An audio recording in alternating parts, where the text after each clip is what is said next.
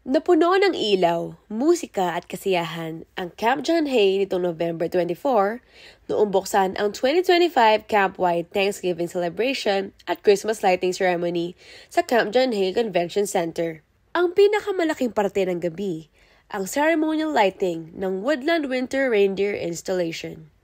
Inaasahan itong makaakit ng maraming bisita at turista na nais maranasan ang diwa ng Pasko sa Camp John Hay. Ang programa ay naghatid rin ng mga pagtatanghal mula sa iba't ibang grupo, raffle para sa mga bisita at iba pang aktibidad bilang pasasalamat sa patuloy na suporta sa kampo.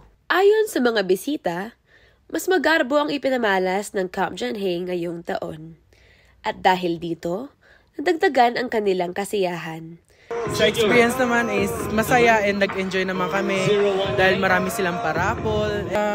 I think mas siya ngayon, mas pinabongga kasi mention ko na lang last year hindi naman ganong decorated last year yung John Hay, pero ngayon is may decoration na kahit saan ka magpunta, may pailaw sila, ganyan. Nakakatuwa na medyo pinabongga pa yung event. Bawat may ganap dito sa Baguio is may mga pa-event sila na talagang ika-ano naman ng mga tao talaga.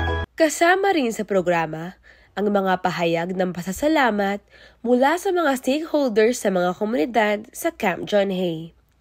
Katuwang nito, binigyang diin din ang patuloy na pagpapabuti ng mga pasilidad at serbisyo para sa mga bisita. Ang selebrasyon na ito ay nagsilbing hindi lamang pagdiriwang ng Kapaskuhan, kundi simbolo rin ng pagtsatsaga at determinasyon ng lungsod kahit sa pagdaan ng kalamidad.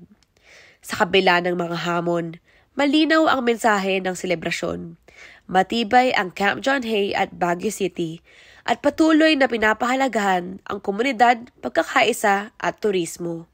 Ako si Cassandra Lucero, nag-uulat para sa Herald Express.